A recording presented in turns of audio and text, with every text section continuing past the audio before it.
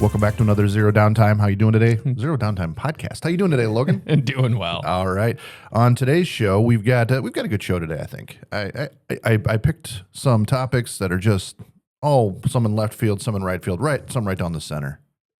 I expect nothing less from you. So I picked this one because I think a lot of people don't understand E-rate or actually the FCC's NPRMs and notice proposed rulemakings. So that's something that I'm actually really familiar with because in the telephone business, we live and die by FCC NPRMs.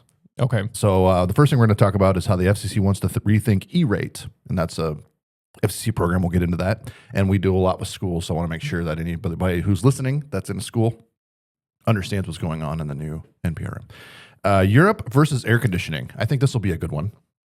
Yes. Because they're wrong. And the AI just made your next Apple product more expensive. And then to contradict exactly what I just said, is AI really making your RAM more expensive, or is something else going on? I think that Best Buy accidentally just listed the deal of the century, and unfortunately they got rid of it, but I got screenshots to prove that it existed. But you didn't jump on it. Gosh. We'll get to why. Deal of the century. You'll get why I don't think that they're going to honor it here in a minute. All right. Well, in a couple minutes at least. Remember when T-Mobile was the uncarrier with the uncontracts? Well, they just became unbelievable. I just came up with that off the top of my head. All right. The internet has forgotten how statistics work again, and Apple might be breaking its own chip tradition. So this is just a short blurb I have with a way left field random thought. So we're gonna look forward to it. We're gonna go with that. But first, the meme of the day. It's supposed to be hot this week until the 4th. It is. Were you outside yesterday? Yeah, it was hot. As little as possible. So it's a fan that's shooting fire, and it says when you don't have air conditioning and you have to use a fan instead. When I was growing up, I worked on a farm, and most of the equipment didn't have air conditioning. There was one tractor that did though, and during plowing season, which would be right now or just a little before now, the tractor that we used for grinding had wheels that you could inset far enough, and so he would take that tractor, which had no air conditioning, and give me, the guy who grinds the feed, the tractor with the air conditioning. What a nice guy. Oh, it was so amazing. For like probably a week out of the year, I got a tractor with air conditioning, and it was just the best. I have to ask, did you do your job slower so you were in it longer? Oh man, I could grind all day. That's what I only assumed is you were in there all day making it last. Yeah. I could grind, like if it was a Friday in the summer, not at school, like Saturday we had to work. Usually half a day. But man, I could grind all day Friday and most of the morning on Saturday. How was your week last week? It was good. Yeah, what'd you do? We finished up travel baseball. Okay. So that was good. So you still have local baseball? Nope, they're done. Baseball's done. Yes. That's it. Yes. Basketball and baseball are done. How'd they turn out? They got third. Third? So like there's like, you're still on the podium. Was there a podium? Technically, no podium. Oh, okay. They don't have that. No, they lost by 1 to go to the championship game. Oh, well, because that was just on Saturday. That wasn't across the whole time. Yeah, it was just on Saturday. Oh, okay. I didn't know if they like ranked them across the whole thing. No. Okay. There was like 8 or 10 teams. You get split up. You win, or if you have to win your first game to go to the or to like stay on the winning side. If you lost your first one, then you automatically I understand how a tournament bracket works. All right, just helping you out. My whole thing is like you had 10 teams in your league and you played against them every other week, right? Oh no, this was just a travel ball. Oh, just a travel ball. Everyone showed up one day. 10-team tournament, and that's it. Yeah, play like 4 innings. Yeah, I mean it's timed out. Yeah. Okay, it was good. We're done. Good. Wow, that's good. That's great. But it was fun. You got big plans for the rest of the summer? No. Well, that's nice. Maybe some golf. Yes. That sounds fun. We've been traveling every other weekend since like April. I'm excited to be home. Yeah, that sucks a lot. So I saw something this morning that really ticked me off. I don't want to go over it. Let's hear it. So one of the local police departments posted on Facebook the rules for fireworks. Okay. Like the city ordinance for fireworks. Okay. And if you're in Iowa, pay attention. State File 303 says that if you live on your property, you are allowed to shoot fireworks July 3rd, July 4th, and December 31st. No city can make an ordinance that says you can't shoot fireworks on your own property those days. It's also limited by time. It's like before 10 p.m. or something like that. I was like, I'm sure there has to go with the noise ordinance. But no city, no, it doesn't have anything to do with the ordinance because the state's making the rule. State File 303. But you're talking about like for a time. Usually the time part is because you're not supposed to have things after a certain time for noise. The state actually makes that rule. It's not a city ordinance. Okay. Because the state can override the city rules. Okay. For example, carrying a gun. The cities can't make rules stricter than the state law.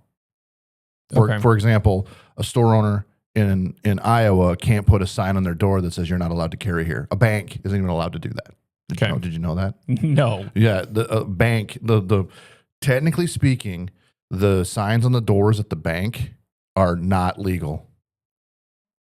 Do our banks have those? Yeah, they do. Oh, I'm like, I wouldn't even notice. Well, as a person who carries, I pay attention to the signs.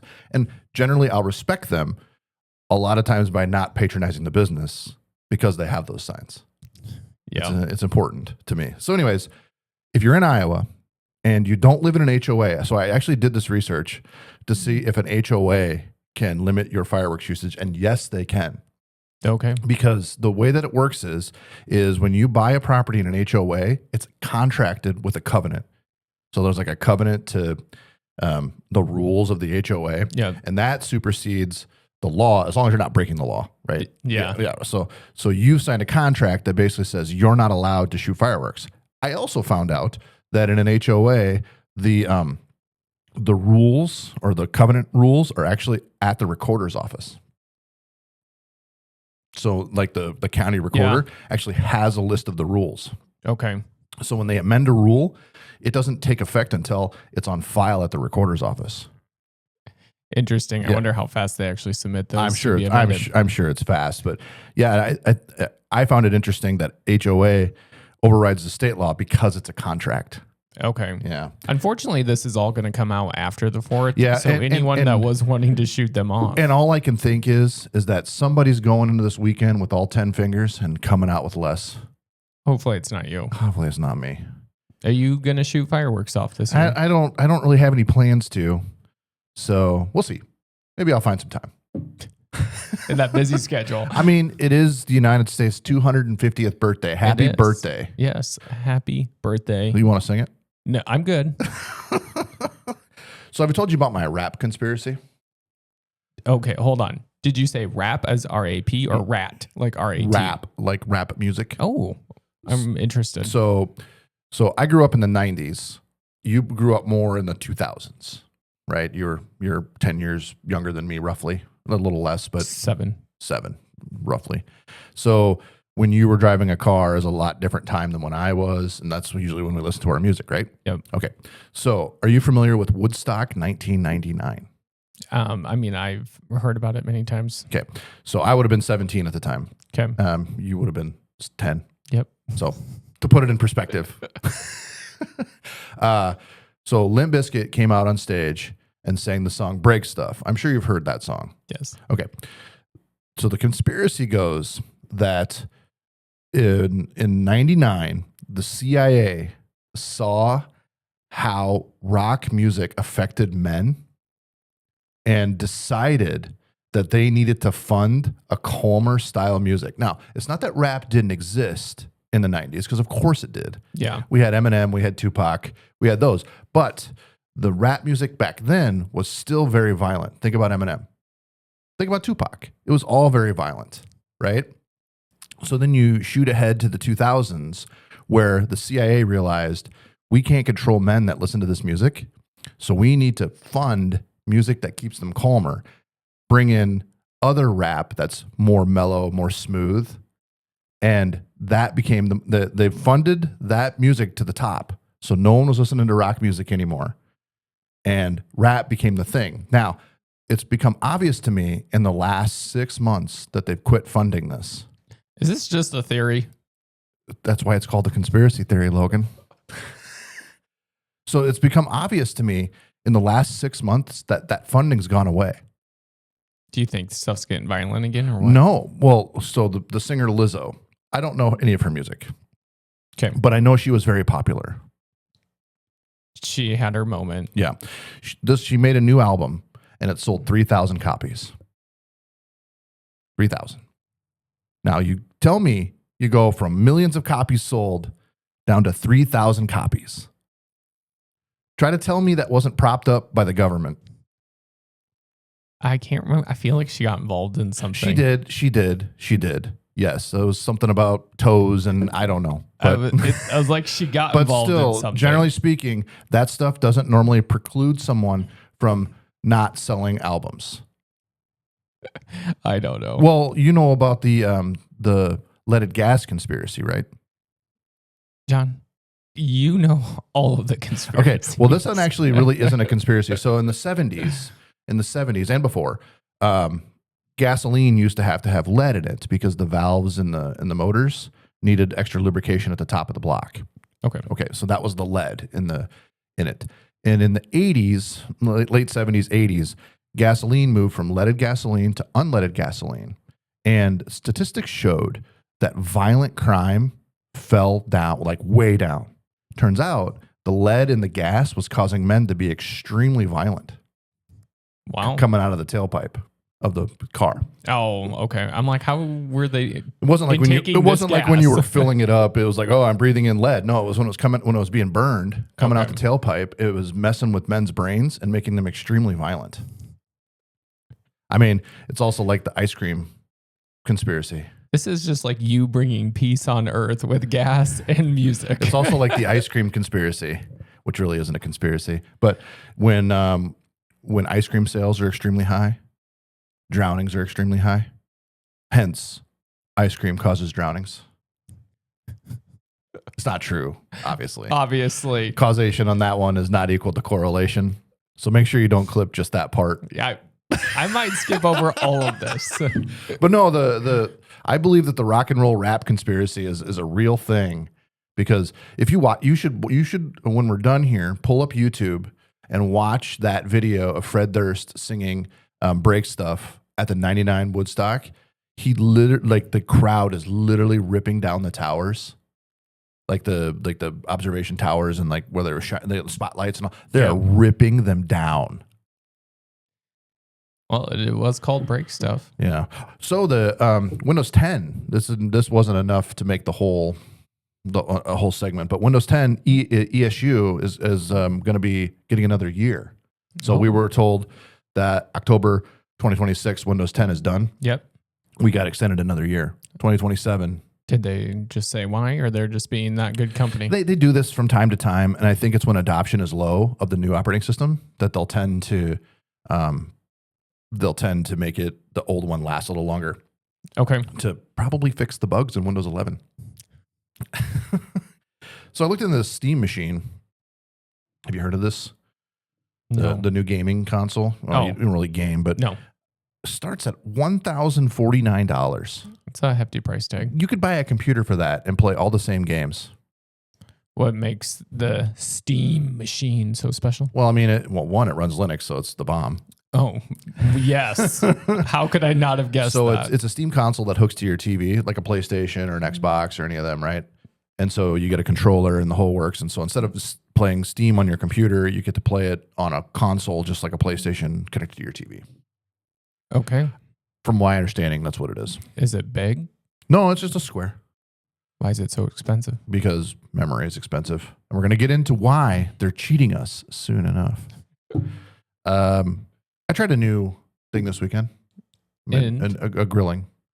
So okay. I made protein steak wraps. So have you ever had a gyro before? I have not had a gyro before, I'm not surprised. So normally a gyro is sliced lamb. Yep. Okay. Well, I'm calling these Iowa gyros because I took skirt steak, put it on the smoker, and then so my wife can't eat gluten. So, the most of the time the shells on gyros contain wheat. Yep. However, a real gyro doesn't. Okay. It's made with Greek yogurt. The wrap is. Oh. And so we made those. And So you take the sliced skirt steak, flank steak, you can do sirloin, whatever. Yeah. Cut it into small pieces and put it on there, and you have a gyro. How was it? It was good. What was it 46 grams of protein for 400 calories? Wow. Yeah, pretty good. Did the boys like it? Yeah, everybody liked it. Yeah, the meat stayed on a little too long because the thing about skirt steak is if it stays on the smoker too long, it gets chewy. Oh, But yep. I learned my lesson, and I won't do that the next time. There you go. Yeah. So I finally made the switch. You know, I don't just do this show. I live by this show. And the things that I say, I do in real life. I am making the switch, and this week I started my transition of moving from Chrome to Firefox, and on my iPhone to Orion. I am just really surprised. So in coming up here in Chrome 152, ad blockers won't work anymore. And I can't live without an ad blocker. Have you used the internet lately without an ad blocker, Logan? Every day. Okay. Well, in 152, ad blockers stop working. I don't think I have one on my machine. Oh, well, that's ridiculous. You should use the internet without ads. So I switched to Firefox because I can still use uBlock Origin. And then on the iPhone, I really wanted an entire system. And people are gonna say use Brave, but Brave is still Chromium based. And Brave has committed to keeping Manifest version 2 for as long as they can. Because since Google is ripping it out, Brave has to put it back in. And so as soon as Google makes a change that makes it so you can't put Manifest version 2 back in, then Brave's probably going to be like, well, we can't support it anymore. I want to see everyone's ads. We build ads for people. Well, I want to see them. I don't want to see any of them. I do. Or I want to see them selectively. Of course you want to control on when you get to see an ad. But yes, I want to see the ads. Wow. Okay. Well, anyways, I don't, and that's more important. But on my iPhone, I wanted to be able to also use uBlock Origin. And it turns out the only way to use it on the iPhone, technically, is with Safari. And I don't want that because... Why'd you throw that in quotes? Technically? Yes. Because there's another browser called Orion, which is not Firefox-based. It's not Chromium-based. I actually don't know what the JavaScript engine is on it. I didn't look that close. But it supports plugins from either the Chrome extension store or the Firefox extension store. Okay. So you can use Orion on your phone and use WebBlocker.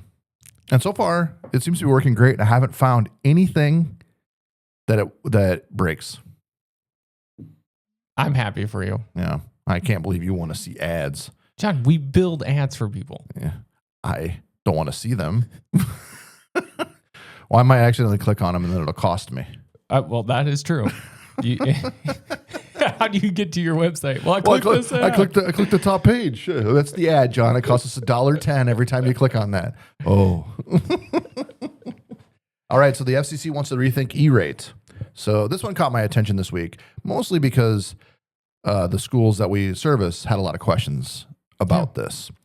So there's a new notice of proposed rulemaking here in NPRM, they're called, asking whether it's time to fundamentally rethink the E-rate program. Now, if you don't understand how K-12 education and IT works, and you've never heard of E-rate, it's probably one of the biggest programs, federal programs in the entire country. Billions of dollars goes out in this. And for nearly 30 years, it's helped schools pay for libraries and internet access and networking equipment. The program was created as part of the Telecommunications Act of 1996. Back then, getting schools connected was a huge challenge. E-rate was designed to solve that by providing discounts, typically anywhere from 20 to 90%. And that depends on the amount of students that have free and reduced lunch. And it's the school pays a portion. Yeah. So when I say it's anywhere from typically from 20 to 90, it means in the 20% the school pays 80, and the 90 the school pays 20. 10. Thank you. Gotcha. Thank you. Well, at least you got something right today, unless like those ads. So it covers things like internet circuits, fiber construction, Wi-Fi access points, switches, routers, and other networking infrastructure. So what it does is it covers the delivery of internet.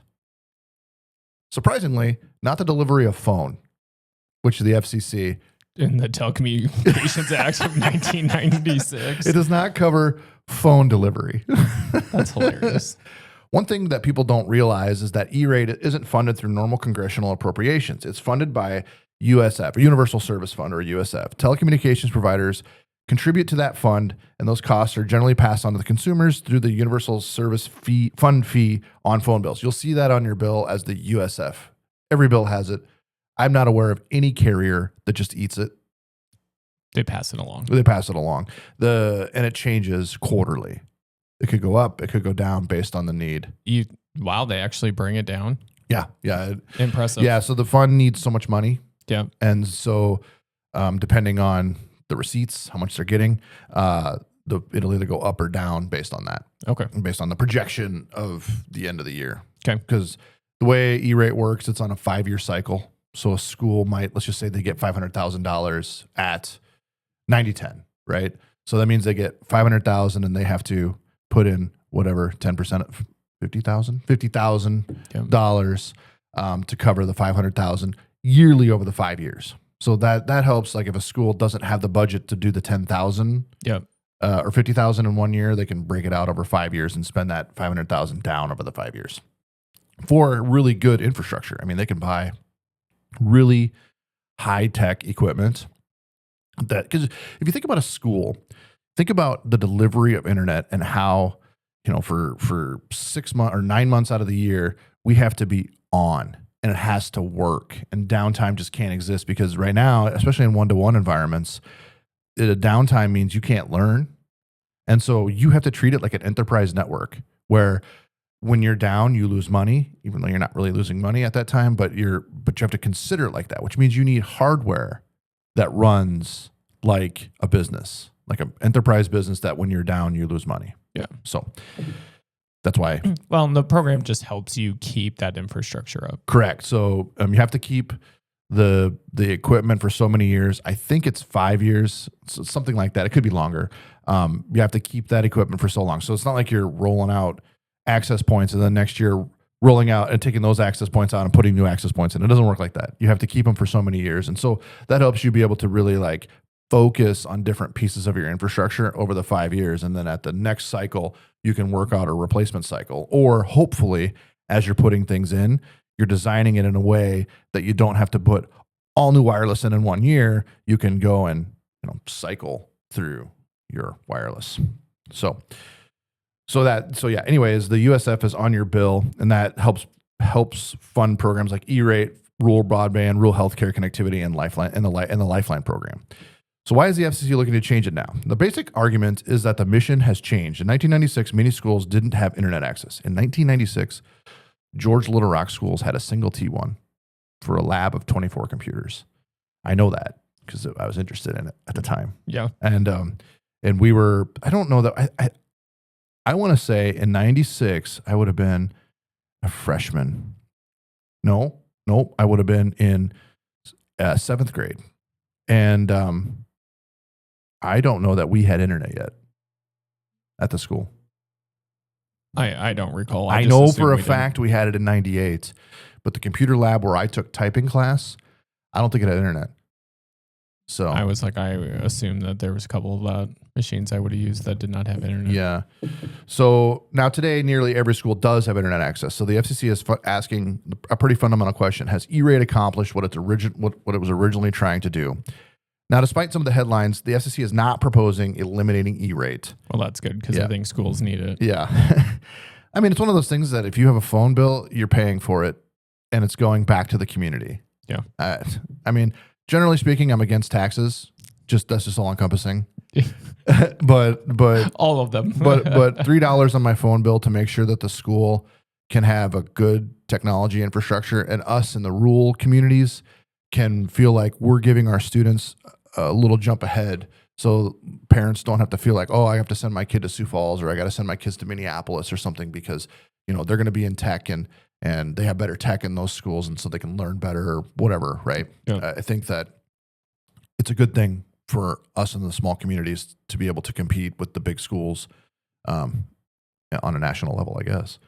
So They're not proposing eliminating it. What they're doing is asking for public comment on a wide range of ideas. Should the program continue largely as it exists today? Should it focus only on schools with the greatest financial need? Should federal dollars continue paying for Wi-Fi upgrades and internal networking, or should school districts be expected to budget for those themselves? To put it in perspective, the type of equipment we put in, as I mentioned before, is enterprise level. And so, unfortunately, with enterprise level, you have to pay enterprise costs.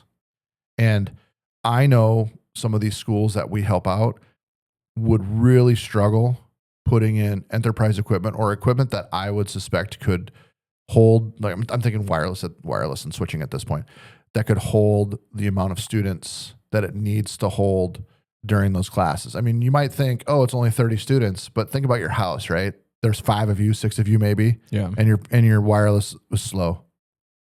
Right? Yeah. Now think about a classroom of 30 you're trying to feed internet to and have it not be slow.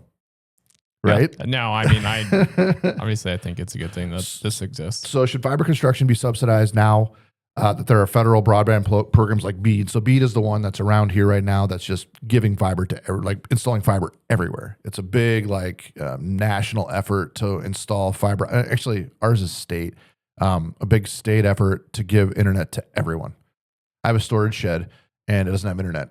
I called up one of the local ISPs on, it was 2 weeks ago Monday. Last Monday, they came, did a site survey. I drove by on Friday, and they already had flags in the ground to bury fiber to it. It also helps. I'm kind of friends with them over there. Yeah, I would say. But I mean, it's not going to cost me anything to get the fiber buried. I got to pay for the service, right? Yeah. I mean, that's the nice thing about the state funding fiber infrastructure to everywhere. It just means it'll be everywhere. Yeah. When you need it.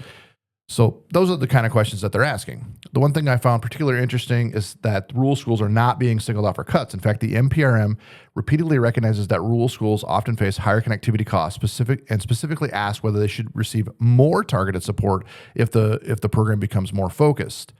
The FCC asked whether rural schools should receive higher discounts, whether funding should prioritize communities with limited broadband competition, and whether support should increasingly flow to schools with the greatest need rather than being spread more broadly. And I'll admit, around here, Spencer, Storm Lake, not so much the lakes, but these other schools around here, the need is high. Free reduced lunch is high. I mean, it's unfortunate. Yeah. But it is the world we live in.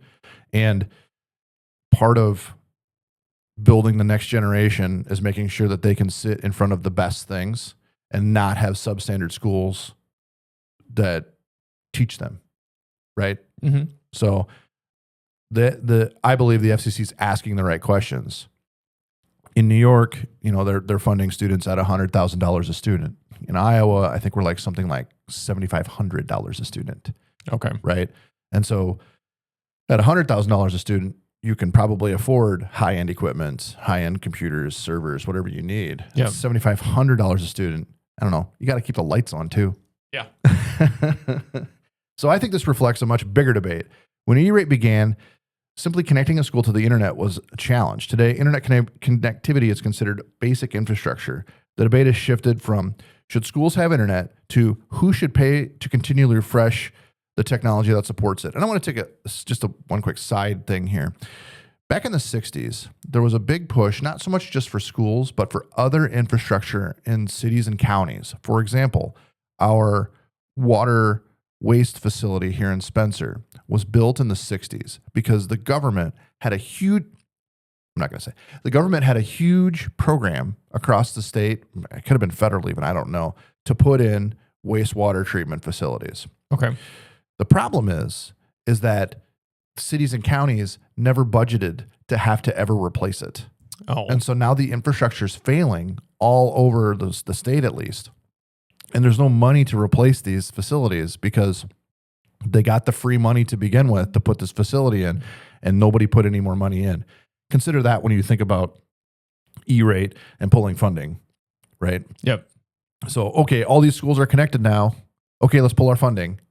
Well, that doesn't really work like that because Now they have to move money around to be able to pay for those things. And so something else is going to have to suffer unless they can budget for it correctly. Yeah, and hopefully if they do make some mass changes that they don't do it right away, that they at least do it in a year or two, that people can plan accordingly. I can't imagine that they're going to do anything for 5 years because the 5-year E-rate cycle just started. Oh, it just started. Yeah, it just started this year. Okay. So the debate has shifted. Should schools have internet, and who should pay to continually refresh the technology that supports it? On one side, you have people that argue modern education depends on fast, secure networks just as much as it depends on electricity or running water. On the other side, critics argue E-rate has expanded well beyond the original purpose and that school districts should increasingly fund routine technology upgrades themselves, especially with other broadband programs already in place. Now, it's important to note, no decisions have been made. This is the beginning of the public comment process, but for school IT departments, technology vendors, and MSPs that serve education, this could end up being one of the most significant policy discussions around educational technology funding in decades. It's definitely worth watching. Yeah, well, and honestly, there's a lot of rules around E-rate. Of course. So, like, you're just obviously giving a higher look down, but like when a school goes to apply for something, and even when like a vendor like ourselves tries to be able to bid the project, there's so many things that happen. Yeah. So you're not just going out and getting any sort of and it's device or anything like that. So the thing is that that's a part of the bidding process. I mean, it's government, right? The school's a government, and E-rate's the government, so it's complicated and full of red tape, and you have to have multiple bids. And I'm not saying that there's any like thing illegal happening, but there's preferred vendors and non-preferred vendors, and it can be hard to get in. And there's when it comes to us, so if a school district calls me and says, "Hey, John, we're having trouble with our wireless. Will you come and troubleshoot it for us?" And we've had this happen. Just out of the blue, they'll come, and I'll go on site, and we'll work and hopefully get it working, right? Yeah. And a lot of times we do, because we'll take the time with the IT directors there and spend the time that no one else was willing. Because a lot of times with E-rate, what we see is that somebody wants a quote for new access points. So they want the access points delivered, installed, and configured. So they do that all in one day and then leave in the summer. And so there's no fine tuning that goes on when it comes to 30 students coming in the classroom. Yep. It's when I tested it, it works fine now. And that's unfortunate part of E-rate. Or like for my example, a project that we didn't work on, they call us in. Then I sit down with the IT director. We work on tuning things. All of a sudden it's working great. And then they say, I have another school that's down the road that needs new access points next year. Would you bid on those? Sure, I'll bid on those. So I'll call my vendor, and they'll say, nope, somebody already has the deal registration for those. And I'll say, but they want to work with me because I helped them fix their network. Nope, can't do it. I won't give you the same discount as this other company because they called first. Yeah. And to get a deal reg unwound is extremely difficult. And we've become really good at it at A&P because we have a lot of customers that want to work with us because we service after the sale. My name's attached to it. Yep. And I want to make sure that things work well for the school district. And so to unwind the deal, a lot of times it takes the superintendent, the IT director having to reach out to the vendor saying, no, we want to use A&P as the preferred vendor, kick the other one off.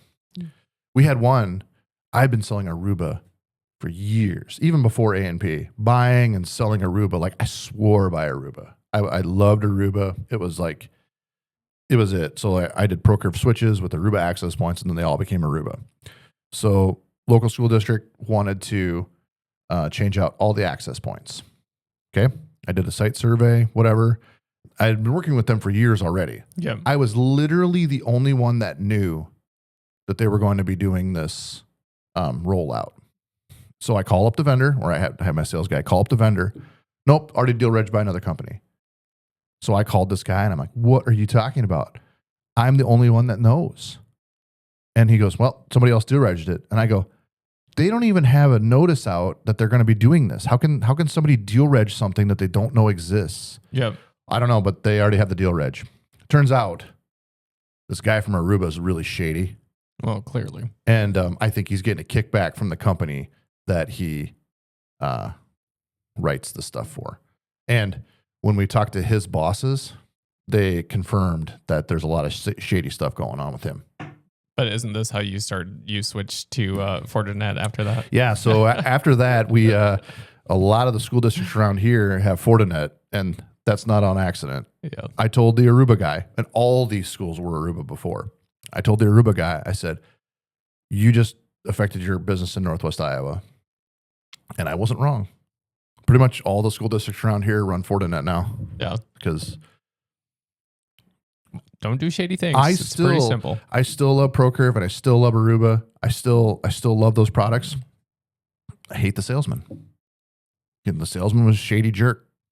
So anyways, I think to shortcut the whole story here for IT directors, as a person that's lived the world of NPRMs in my job over the last 20 years has been live or die by NPRMs and the FCC changing rules. I've been in telephony for over 20 years, and the FCC makes a rule change and can make my company go out of business. Right. Yeah. So as somebody who's been in the business a really long time, no school district should be worried right now about the FCC taking away E-rates. I suspect that the program will be changed eventually, but it won't happen right now, and it won't happen under the current administration. It just won't. The FCC doesn't work that fast. The NPRM will come out, schools and everything, and I want to make sure that schools go and they write to the FCC about how E-rate helps them. Yep. How much they'd have to shift and what services they'd have to get rid of. Yep. And so you should be writing to the FCC. You should also be writing to your Congress people and letting them know, hey, this is what the FCC is thinking about doing. And maybe the program does need a little bit of a change, but completely removing the funding would be detrimental to our school. And here's why. Yep. So don't worry about it right now. Follow along, write your Congress people, write the FCC, but nothing's changing as of this point. All right, let's talk about Europe and air conditioning. All right. So one of the funniest debates on the internet this week, and I think it has to do with soccer. I was going to ask you if this came from people being in the U.S. for soccer. Yeah. So is air conditioning. Apparently, Europe is hot. Who would have known? Now, before everybody sends me angry messages, I know Europe gets hot every summer. Spain, Italy, Greece, southern France, they've all been dealing with temperatures in the upper 90s to 100 degrees Fahrenheit for centuries. Hot weather isn't new.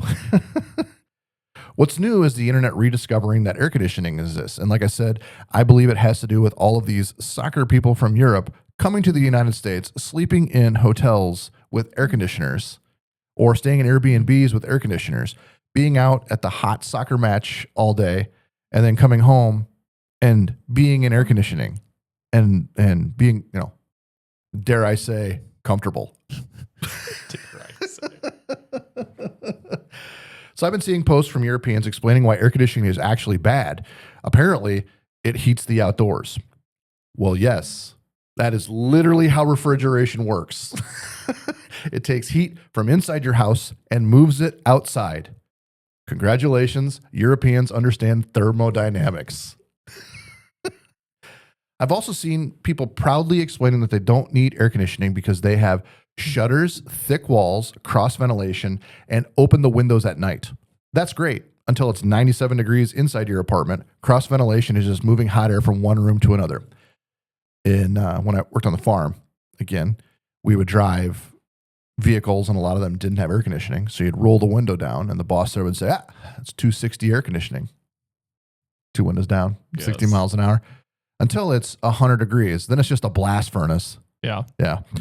Meanwhile, in Iowa, we call that a Tuesday. Our heat indexes here in Iowa hover anywhere around 100 degrees every summer, sometimes 105, sometimes 110. We don't gather around wondering if civilization can survive another heat wave. We walk outside, immediately regret it, get back in the truck, turn on the AC to Arctic, and then continue with our lives. The funniest part, I don't mean funny, I just didn't know the right word to use here, is reading about European hospitals. Many hospitals in Germany and other parts of Europe simply weren't built with widespread air conditioning because historically they didn't think they needed it. So now there are reports of staff using cooling vests. I've seen these things. They're literally ice packs. Oh. Like, it looks like ice cubes Yeah. in a vest you wear. Like they're putting those on the patients? And the hospital staff. Oh, the workers? Yeah. Portable cooling units and temporary measures during hot weather. Meanwhile, in the United States, operating rooms are commonly kept somewhere around 68 degrees. Surgeons don't want to spend 6 hours under bright surgical lights in a room that's 85 degrees, and patients generally benefit from well-controlled environments depending on the procedure. Think about this. It is 85 degrees. You've got some dude below you that's 98.6. How are you not sweating in the cavity? Oh, I would be dripping sweat. Of course. It's one of those moments where you realize different parts of the world solve the same problem in different ways. Now, I want to be clear here. When I travel outside of the United States, I generally try to assimilate to the culture. I don't try to like make them do things that Americans do. The one thing that, like, I love going to markets. I love bartering at markets. Did we have air conditioning in Peru? No, we didn't. And I was going to get to that. So, thank the Lord it wasn't hot. well, I'm going to get to that. What's different? So when I look for an Airbnb in a country, generally I look for one with air conditioning, right? Because that's something that I want. However, where we stayed in Peru is in the mountains. And so nights are generally cooler no matter what. Did you open your windows? No, but I didn't need to. It was cool enough at night that we didn't have to. I can't believe you chose somewhere without air conditioning. Because they just don't have it. All right. In Arequipa, it's almost impossible to find air conditioning because you just don't need it. Does Pedro have air conditioning in his house? He doesn't have air conditioning in his house. He doesn't even have ceiling fans. Yeah. When my family stayed there, my wife, kids, I made Pedro drive me to the store to buy fans. Okay. Yeah. And with the exception of our trip, every other time I've come there, I've made him give me my fans back. It's one thing to sleep without air conditioning. It's another thing to sleep without a fan. Because when I stayed for the month, it was winter, and so it got down to 40 degrees at night. Which were we there in the winter? Yeah, too? we were, and so it was. Remember, the mornings were nice and cool. Yeah, but you're also in the mountains. You're in the Andes. It's gonna be cold. I thought we were there in the summertime. I could be, but it was cold. It was cool it was hot during the day, cool at night. Yeah. Generally speaking, that's what it is. Europe is not this way. Europe is more like the United States. Okay. Yeah.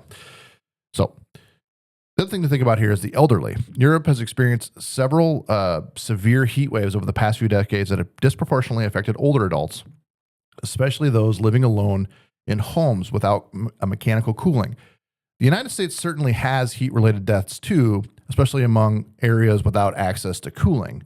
But residential air conditioning is so common here, it's generally viewed as basic infrastructure, not some extravagant luxury. And that's the real cultural difference. Americans look at air conditioning the same way we look at indoor plumbing. Nobody says, well, people lived without toilets for thousands of years. Sure they did, but I'm going to flush mine. Europe has historically viewed air conditioning as something you would only install if you absolutely have to. Americans look at it and think, why would I voluntarily be uncomfortable if I don't have to be? Yes. Europe has spent years investing heavily in cleaner electricity generation. If your goal is lower carbon electricity, then using some of that electricity to keep people comfortably and, more importantly, to reduce heat-related illness seems like a pretty reasonable use of it. Instead, every summer we get another round of these articles explaining that people should drink more water, close the blinds, avoid strenuous activity, wear a cooling vest, buy portable fans, mist themselves with spray bottles, and open the windows after sunset. Or Logan, hear me out. You could just install an air conditioner. I can just see you having your kids spritzing you with some water to stay cool. The American solution obviously is the better solution. I won't disagree that I enjoy me some air conditioning. And what's fascinating is that this isn't just a random internet argument. This mindset actually exists in Europe. Like, it's not like something I'm making up. For example, Germany's public broadcaster, ARD, recently ran a graphic titled, "Air Conditioners, What Cools Us Down Heats Up the Earth." The message wasn't, here's how to use AC efficiently. It's essentially a warning that widespread air conditioning contributes to global warming and should be approached cautiously. I mean, good for them for wanting to save the planet. So we need to be clear here. Taking the heat out of your house and putting it outside is not global warming. It's important that people understand this. Taking heat from one place and moving it to another is not global warming. He doesn't know that. Americans generally start with the question, how do we keep people comfortable and safe while making the technology cleaner? The conversation becomes more efficient compressors, better insulation, smarter thermostats, cleaner power plants, better refrigerants. Europeans often seems to start with a different question. How do we avoid using the technology at all? So instead of AC, the advice becomes what I mentioned before. Close the shutter, open the windows at night, cross ventilation, drink more water, wear lighter clothing, buy a fan, maybe use a cooling vest, which has to be the least efficient way. Take the vest, put it in the freezer, it freezes, put it on, it melts, put it back in the freezer. That has to be more inefficient than popping the AC on for 10 minutes and closing the blinds, because that works. There you go. Yeah. All those things that I mentioned, the blinds, all that, is perfectly reasonable. If you've already installed an air conditioner, think about schools. Like my school in George growing up, we didn't have AC. I didn't have AC. Our music room and our band room and our commons had AC. Those are the only three, and they were like the new edition. Those had AC. So it didn't matter. When it got too hot, they sent us home. I mean, it had to be really hot. Not like the wimpy stuff they do now where they have air conditioning at the school, but then they still don't have school. Like, oh, the kids can't stand outside for 10 minutes and wait for the bus. Cancel school. No, like it had to be 110 in the shade. And then we'd get out early. We used to have 2 stories, and the second story would always get extremely hot. So we usually got out early. We had 3 stories. What I just said, still true. Still true. Think about schools. Can students learn algebra when the classroom is 90? We had to. Think about offices. How productive is anyone at 88 degrees with no airflow? Think about hospitals. American hospitals spend tremendous amount of money controlling indoor environments because temperature isn't just about comfort. It's about staff performance, patient care, equipment, medications, and infection control. While operating room temperatures vary by procedure and clinical needs, U.S. hospitals routinely cool surgical areas well below typical room temperature for practical medical reasons. And then I came across another story, Logan, another story from the UK that I think perfectly captures the entire debate. The headline reads, Britain's ordered to remove air conditioner from homes in 40 degrees Celsius, that's around 100 degrees Fahrenheit, heat under net zero crackdown. They want them to remove their air conditioners at 40 degrees Celsius because of a net zero crackdown. Now, before anyone clips this and says Britain outlawed air conditioners, that's not actually what happened. The story is about homeowners who installed AC units and then ran into local planning rules, particularly in conservation areas and around older buildings. They were told the units violated planning requirements and in some cases had to be removed. Still stupid. But here's what struck me. Imagine finally deciding, you know what? It's 104 degrees outside. Maybe I'll install an air conditioner. And then the government shows up and says, actually, we're going to need you to take that back out. Only in Europe. Who knew air conditioning could be such a topic for you? It reminds me of an old engineering saying, don't optimize for the wrong thing. If citizens are overheating in their homes, maybe the priority shouldn't be making it harder to install technology that literally solves the problem, Logan. This seems to happen over and over again. Instead of saying, let's make air conditioners quieter, more efficient, and easier to power with clean electricity, the instinct often seems to be, let's make sure nobody installs them unless absolutely necessary. Americans tend to solve problems differently. If an appliance uses too much energy, we don't campaign against the appliance. We make a better appliance. Refrigerators got dramatically more efficient. Air conditioners have become vastly more efficient over the last couple of decades, thanks to inverter compressors, smarter controllers, and improved refrigerants. I argue with your improved refrigerants thing, but whatever. Innovation solved the problem. That's generally been the American approach. The irony is that if you're investing billions into cleaner electricity generation, as Germany and much of Europe have, you've actually made the case for air conditioning even stronger. If your electricity is increasingly coming from lower carbon sources, then using that electricity to keep hospitals cool, protect elderly residents, improve productivity, and let people sleep at night seems like a pretty good trade. Maybe the real lesson here isn't that technology is the enemy, but technology gets replaced by better technology. Bad technology gets replaced by better technology. That's how we solve the problems of the last 100 years. And air conditioning might be one of those inventions that people don't fully appreciate until they spend a week without it. Trust me. Come to Iowa in July. We'll introduce you to humidity. After about 15 minutes, you'll stop worrying about whether air conditioning is politically correct and start wondering why it isn't set 2 degrees lower. I saw another article.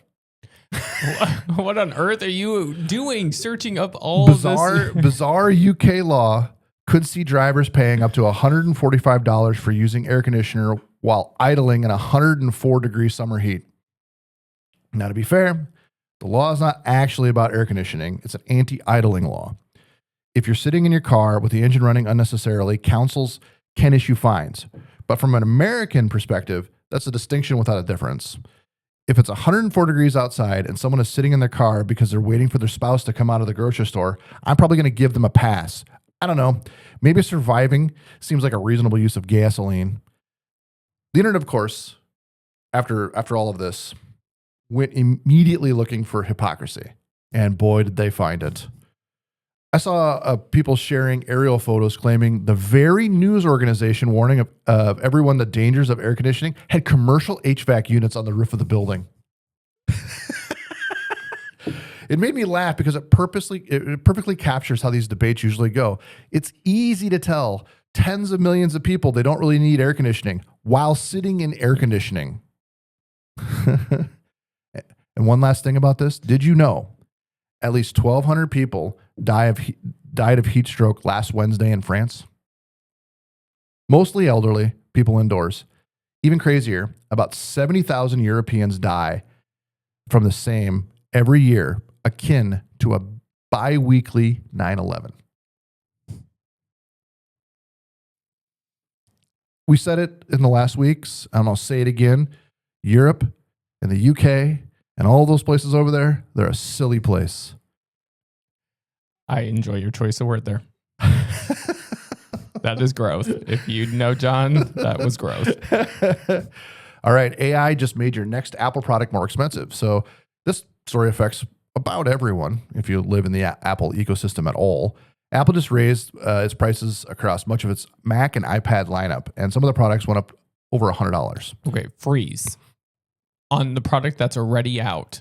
Yeah. So the products that's in the stores have not gone up. So it's the new stuff that's being dropped. No, it's the stuff that. So if you go to the Apple store right now, it's got the increases. Now, if you go to Best Buy and buy what's on the shelf, it's the old prices. So is it the Nano? The new Neo. Small, the Neo. Yeah, it's $100 more.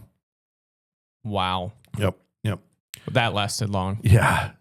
So others jumped $200. Some configurations increased by as much as $500. And interestingly, iPhones for now were spared. Although I read a report last night that says iPhones are no longer going to be spared. Now, here's the part that really caught my attention. Apple isn't blaming tariffs. It's not blaming inflation. It's not blaming shipping costs. They're, of course, blaming AI. Specifically, Apple says the explosion of AI data centers has created unprecedented demand for memory chips and flash storage. Think about every company building AI. OpenAI, Microsoft, Google, Meta, Amazon, xAI, Anthropic, and Oracle.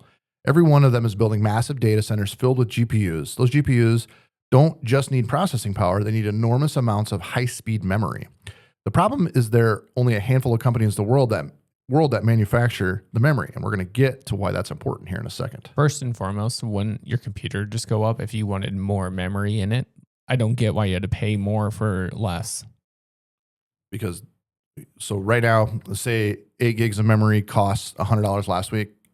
This week it costs $200. Because these smaller companies, or these memory companies, have stopped making memory for the consumer market. I feel like Apple could control this. So they did for a really, really long time. They bought memory. They saw this coming and they bought a ton of memory seeing this coming. and basically the stockpiles are gone. All right. So when AI companies show up with effectively unlimited budgets, everyone else suddenly has to compete for the same supply. Apple has been historically one of the most powerful buyers on the planet. If anyone could negotiate a lower component price, it was Apple. Apparently, even Apple couldn't absorb the increases anymore. Tim Cook called the price hikes unavoidable and said Apple had tried to shield customers for as long as possible. This is fascinating because it's one of the first times ordinary consumers are seeing a direct cost from the AI boom. For the last year, we've heard AI is going to change the world. It's going to cure diseases, write software, drive cars, replace search engines. But this is different. This is AI making your laptop cost another $200, and that's tangible. And I actually think it's just the beginning. The semiconductor industry doesn't care whether memory chips end up in your MacBook or inside a rack of AI servers. It sells to whoever pays the most. Right now, AI companies are buying chips by the truckload. If Microsoft says, we'll take every high bandwidth memory chip you can manufacture for the next 2 years, that's going to affect everyone else. AI was supposed to make everything cheaper. Instead, one of the first things it's done is make a computer you use to access AI more expensive. Now, long term, I think AI creates enormous value. Obviously, we've talked about that a lot. But this is a good reminder that every technological revolution has its side effects. The internet created Amazon, but it also put pressure on local retailers. Streaming gave us unlimited entertainment, but also decimated cable TV companies. AI is creating an incredible opportunities, but it's also creating an enormous appetite for hardware. And for the first time, we're all getting the bill. Wow. Yeah. Should have got one of those Neos before it went up. Now, to completely contradict my story, I love that you did back it up with this one. Here's the next one. Is AI really making RAM more expensive, or is something else going on? No, I haven't lost my mind and wrote another news article about the exact opposite of what I just said. But here's a story that caught my eye this week because it might completely change how we think about the AI hardware boom. For months, we've been hearing about the same explanation every time the price of memory goes up. Simply AI. Apple recently raised their prices on several Macs and iPads, pointing to higher memory costs. PC manufacturers have warned RAM prices are climbing. Consumers are paying more for upgrades. The explanation has been simple. AI companies are buying every memory chip they can get their hands on. And to be fair, there's a lot of truth to that. When all of the AI companies I mentioned before are building data centers, they're not buying one server at a time. They're buying entire warehouses full of GPUs. Those GPUs need enormous amounts of memory. If you can sell one AI memory module for significantly more than a consumer desktop RAM, which one are you going to manufacture?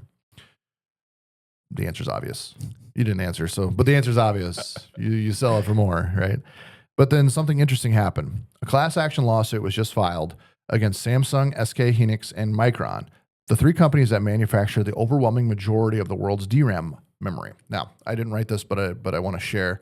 This is not the first time the DRAM industry has been embroiled in controversy. Okay. They were fined 160 million. I can't remember the exact number. Millions of dollars in the early 2000s for conspiring to fix RAM prices. Okay. So this is not the first time this has happened. There is who knows if they're breaking the law now? Who knows? Yep. But they did in the past because they paid a fine for it. So the lawsuit alleges these companies intentionally restricted production of consumer memory while shifting manufacturing towards higher margin AI products, creating an artificial shortage that drove prices higher. Now, of course, we're going to be clear. These are allegations. Nothing has been proven in court. The companies haven't been found liable.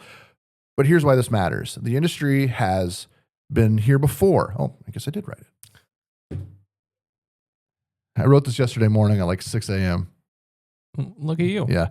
Back in the early 2000s, several major DRAM manufacturers admitted to participating in global price fixing. Exactly what I said. So when people hear manufacturers are accused, you notice how it's even a different size. So when people hear memory manufacturers are accused of coordinating supply, it's not exactly coming out of left field.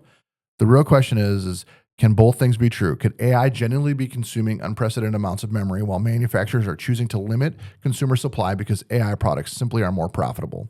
They aren't mutually exclusive ideas. Imagine you own a bakery. I know, crazy idea. One customer walks in and offers to buy every loaf of bread you can bake for twice the normal price. Are you going to spend your ovens making hamburger buns for the local grocery store? Probably not. You'd make more of the expensive bread. Yes. Yeah, of course. Now imagine all three major bakeries make the same decision at the roughly the same time. Suddenly everyone's buying hamburger bread buns, wonders why the price doubled. That's essentially what the lawsuit is trying to determine.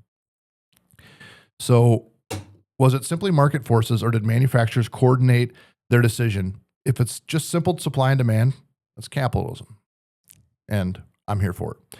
If companies secretly agreed to reduce consumer memory altogether, that's something different.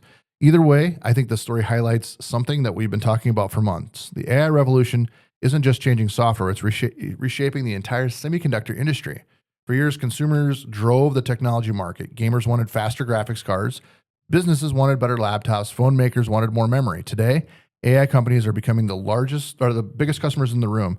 And when somebody walks in the room with $1 trillion checkbook, everyone starts paying attention. Whether that's because of simple economics or something else, that's exactly what the lawsuit hopes to find out. It'll be interesting to see what comes out of it. Yeah, I agree. I don't know how you can prove that all three of them. They did it at the same time. Well,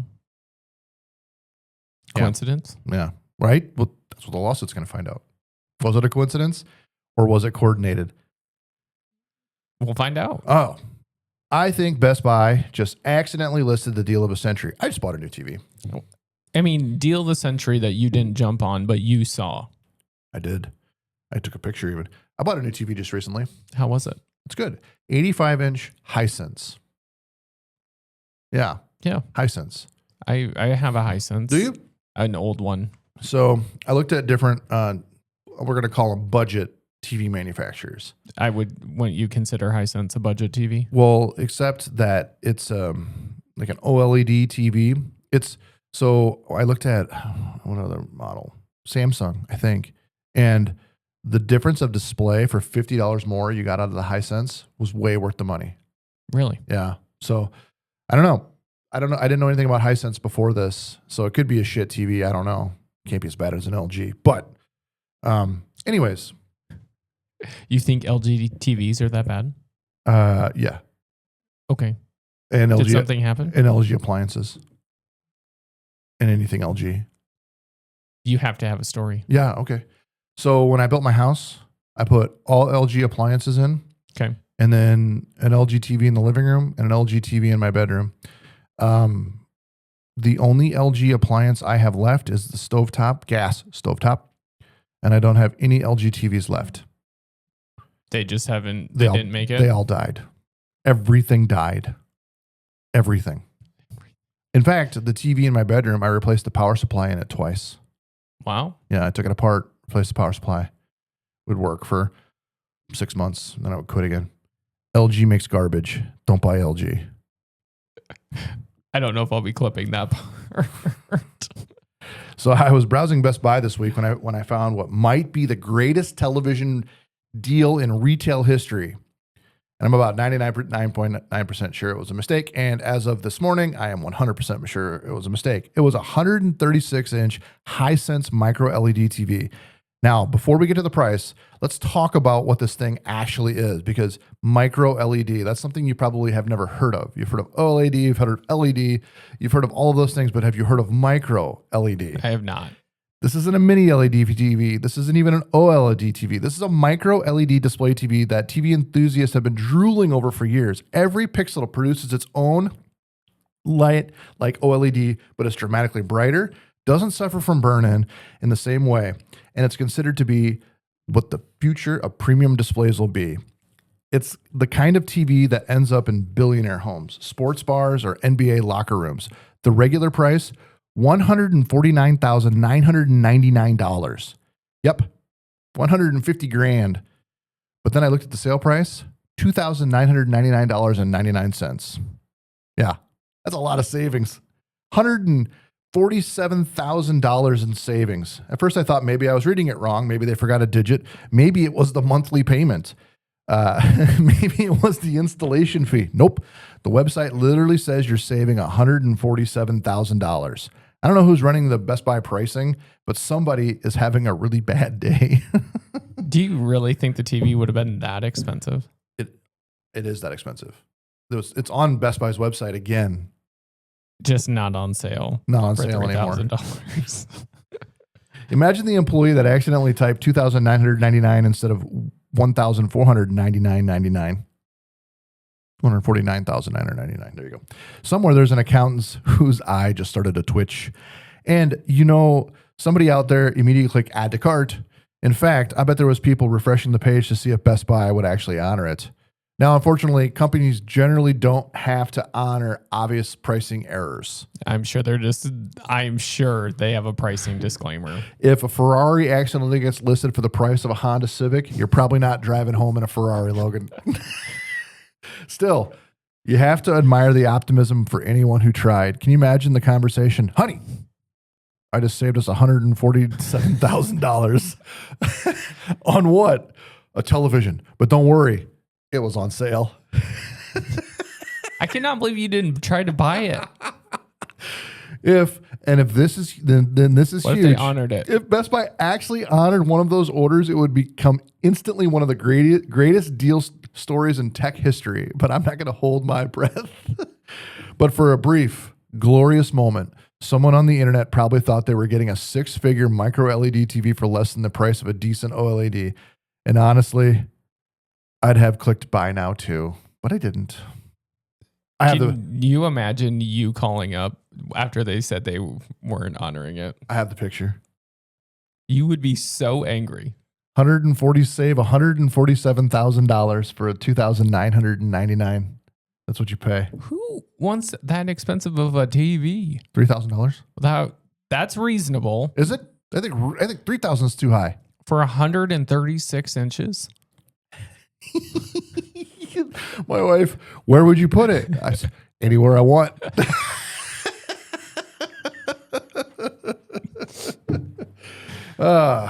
So remember when T-Mobile was the uncarrier?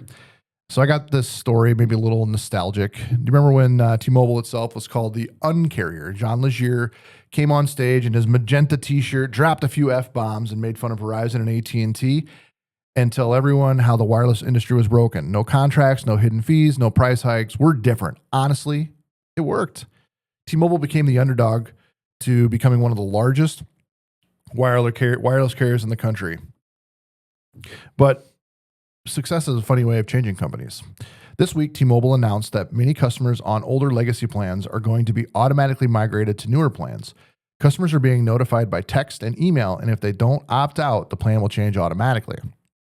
Now, before everyone... Question, you can opt out to what? Isn't it changing no matter what? To stay in your current plan. Oh, you can. So a lot of what I wrote here was early yesterday's news. So these text messages are rolling out to people. I have not found a single person that's saving money. On a new plan? On the plan they're rolling to. I know, but you just said if you clicked it, you could stay. Yeah, but you have to do it. And plenty of people won't do it. Well, that's what, I mean, they're betting on that you're going to not take an action. Right. And again, I'm going to skip a lot of what I wrote here and just say what I've seen since I wrote this thing yesterday morning at 6. I originally wrote it saying without knowing like what exactly was going to happen. So I had wrote in here that it's possible that people are going to be saving money. It's turning out that that's not true at all. I mean, are you surprised? I mean, if you walked into Verizon right now, I guarantee you would save money. Really? Yeah, I did. But these people are locked into such low price plans. Just because they've had them for so long. Well, because that's when T-Mobile was in growth mode, and you would take less of a margin, even a partial loss, to gain a customer. But now they're not in growth mode anymore. Okay. They're in make lots of money mode. Okay. And so here's the real issue with this whole thing is, so they're the uncarrier. They had what was called uncontracts, where the carrier signed the contract. Yeah, okay, it's all a gimmick, right? Yeah. But the whole point is there was a contract, and the contract was forever. There was no T-Mobile can cancel this contract, any of that stuff. It was literally a forever contract. Okay. And now T-Mobile's saying no more. And I have no love lost for T-Mobile. I hate T-Mobile. They've done awful things to my telephone company. And so I want to be clear that I am extremely biased, and I think T-Mobile is an evil company. They waited until the U.S. cellular deal was done and then jacked the price on everybody. Like almost the next month. T-Mobile is not a good company. They're evil. The fact that people signed up for the Magenta plan and locked in their price, which maybe at the time was a lot. I mean, the Magenta plan has been around 15 years, if not longer. Okay. And these people have been paying these fixed prices, except for the USF fee, every month, and they budget around that. Yep. And now all of a sudden, it's $5, $10, $15, $20 more a month. And then T-Mobile's claiming, oh, you'll lose nothing, and in fact, you'll gain benefits.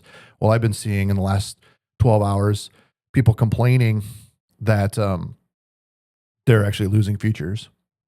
So from what they had from to what what they're they trying had to get rolled to what they're rolling to. So anyone who's on T-Mobile, I encourage you to go find another carrier. I was going to say, I'm like, can't they move if they want to? They absolutely can. Like I said, I spend a lot of time, trying to find good things to say about this, but it's unfortunate because if I, the consumer, try to break as A&P, we walk into customers a lot of times that have contracts. They have contracts that's not with us. Yep. They might have contracts for telephone. They may have contracts with another MSP. And those people are basically like, I can't do anything until, I have to give 30 days notice after my time is up or when my time's going to expire. And I'll do that. But these people are like, I have to honor the contract because that's what we do in the United States. Yeah. We honor contracts. And T-Mobile is choosing to not honor their own contracts. And so it'd be like the phone company coming to you and saying, well, I know you had a contract with us, which has my responsibilities and it has your responsibilities. Your responsibility is to pay the bill. My responsibility is to provide the service. I'm choosing not to provide the service to you anymore, and we're going to cancel the contract. That's not a two-way street here. The telephone company is claiming that the contract is irrelevant. Yeah. And that's not okay because the customer on the other side would be expected to handle that contract. Do you think someone will there'll be there'll be a lawsuit? I mean, we're talking millions of dollars going into T-Mobile's coffers probably a month. Okay. So there's probably enough money for a class action lawsuit, and it'll happen. Okay. And I mean, T-Mobile, just to put it in perspective, T-Mobile's the one that added extra ringing when you call rural phone numbers. So if you were to call, like when I call the movie theater, I don't expect it to ring. I expect it to answer and tell me what movies it's playing. Yeah. So what T-Mobile would do is to discourage people from calling rural numbers, they would add an extra ring. And they got fined by the FCC for this. This is not like something John made up. Like, this is actually true. They got fined by the FCC for this. Okay. And it caused harm to rural customers because people would hang up when they heard that ring because they weren't expecting to hear the ring. Oh, okay. T-Mobile also is the one that charges a penny a minute to call religious prayer lines. So I have no love lost for T-Mobile, and I hope they get sued for this, and I hope that they lose a lot of customers to other more reputable companies that care. Well, I don't know that anybody really cares about their customers. They just care about the bottom line. But there's plenty of companies that use T-Mobile as an MVNO. So if you're happy with the service area, go find a T-Mobile MVNO that'll treat you better. Yeah. So that's all I have to say about that. So the internet has forgotten about how statistics work again. I threw this in here. I really don't care about it. But basically, the shortness of the story is that people are pre-ordering Grand Theft Auto 6. Oh. I have my thoughts about this. Pre-ordering made sense when it was dis. Yeah, I don't know why you would, if it's an instant download. I'm guessing probably the reason is that you wake up one morning and it's Christmas morning and their Grand Theft Auto 6 is. Do you get cheaper? Maybe. Okay, if it's cheaper, then it makes sense. You would pre-order it. Yeah, then it makes sense. And if they're trying to, maybe. Yes, if that's the reason. If it's the same. I didn't even think of that. So. Well, I'm just saying, like, why else would you pre-order something you can go click download and it's there? Correct. Yeah. Maybe it's cheaper. Maybe. I don't. Maybe I should research that. Stand by for next week. Stand by next week. So there was a headline that was claiming that PlayStation 5 was crushing the Xbox and Grand Theft Auto 6 Why don't you look it up while we're talking here? All right. Pre-orders by 6-1 or even 8-1, depending on which headline you read. Immediately, social media did what social media does and said the Xbox is dead. PlayStation won. The console war is over, except that's not actually what the data showed. The numbers everyone was quoting came from affiliate click data, essentially people clicking links through one website to buy the game. That's not the same as actual pre-order sales. Xbox came out publicly and pushed back, saying those numbers don't represent pre-order data, and adding that company is seeing record Grand Theft Auto 6 pre-orders on its platform. Now, does that mean PlayStation isn't selling more copies? Absolutely not. PlayStation has a significantly larger install base than the Xbox this generation. If PlayStation outsells Xbox on Grand Theft Auto 6, nobody should be surprised. In fact, you should expect it. But there's a huge difference between saying PlayStation is probably selling more copies and saying we know PlayStation is outselling Xbox 8-1. Those are completely different claims. This is one of my biggest frustrations with internet statistics. Someone measures one tiny slice of reality and then it just becomes the truth. In fact, it's affiliate marketing. That's how it works. So if you pre-order, the price does not change, but you'll receive the Vintage Vice City pack. Okay. And you only get that if you pre-order? Before November 20th. Which I'm guessing is the release day. Probably. I wonder what the vintage, I don't know. Imagine standing outside a grocery store in Des Moines and you count how many people buy Coke versus Pepsi. Then you announce you've determined the beverage preferences of the entire United States. That's essentially what's happening here. Affiliate clicks do tell you something.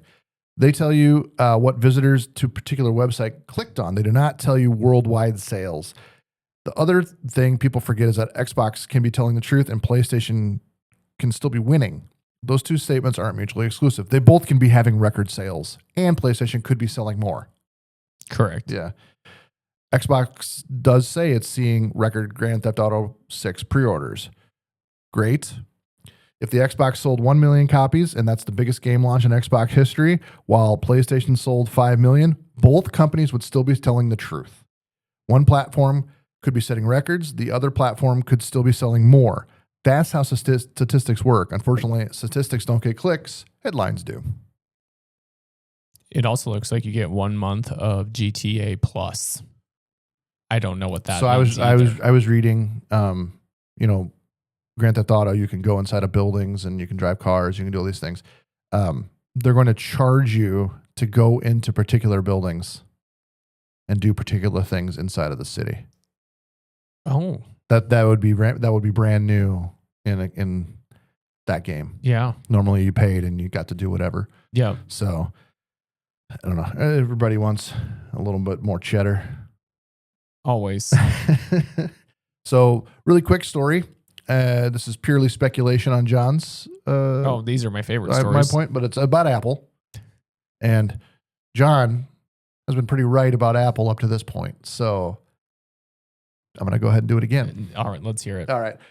So one last rumor before we wrap up. According to a report from Bloomberg, Apple may be doing something it's never done with Apple Silicon before. Instead of releasing the lineup of M6, just the line, Apple is reportedly going to skip the high-end M6 chips entirely.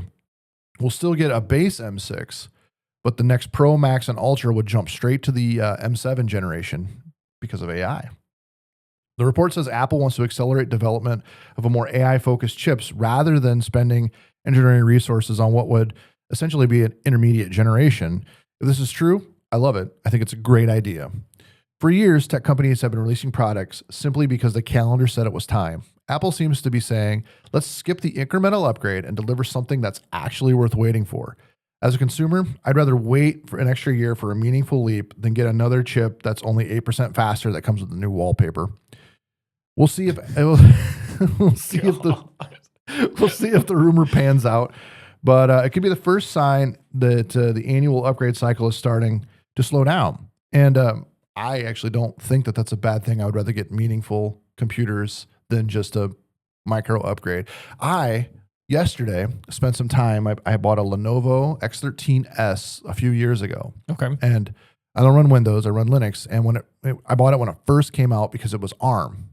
And I really wanted to run Linux on it, and there was no support for it there. So I waited, as I do. And yesterday I decided it was time to get it done. I got Debian 13 on it. Almost everything works.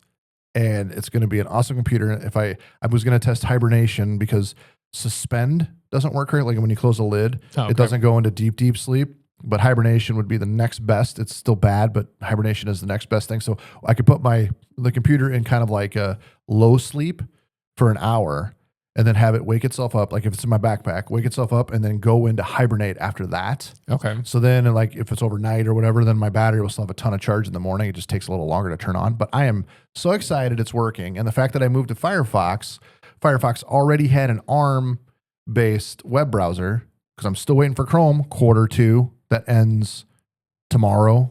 Yeah, I'm like, you're on the final day. So I don't think they're going to make their Q2 ARM Chrome release. It doesn't matter because I'm not using Chrome anymore. Yeah, you've moved on. Yeah. Bigger and better things. That's right. With AdBlock. Yes, because you can't browse the internet without it. Well, that's what I have for you today, Logan. I hope you enjoyed the show. Quick question, and we talked about session hijacking an episode or two ago. Yeah. And what does that change for people? Like, obviously, we've talked about the just passwords in general, 2FA, or multi-factor authentication. Yep. But really, with session hijacking, it kind of bypasses that. Yeah. Is there anything that people can do to control that? Yeah. So let's first understand what a session is. And then let's move on to how can we prevent session hijacking. So let's take a simple example. When you go to a website and you type in your username and password, and of course you enter your 2FA code after that, and then you get to use whatever service the website offers. So you close your browser, you walk away. The next day, you open up your browser, you go back to the website, and you don't have to enter your username and password anymore or your 2FA. That's a session. So a session keeps things alive between you and the server, even when you're not there. It's usually a timed thing. So maybe after 3 days, you go to the website, it'll ask for your username and password again. So how to prevent, and so a session hijack is as simple as, in a web session, you take someone's cookies and then put them on your computer. And then you can literally be that person somewhere else. So how do you prevent that? Well, first off, make sure nobody else is getting on your computer, whether that be through a Trojan or some kind of virus to a physical person. But we see it a lot with Microsoft 365, like Outlook. Mm-hmm. The session hijacks happen. And Microsoft, of course, has a fix for this, but they charge you for it. And you should pay for it because it does fix the problem. It ties the session to the computer rather than tying the session to the session. So I can take the session from one computer, move it to another. Okay. It actually ties the session to that computer. So if you try to use it from a different computer, it breaks. It doesn't work. Oh, okay. It forces them to log in. I mean, Microsoft, like I said, has a fix for this, and they should include it for everyone.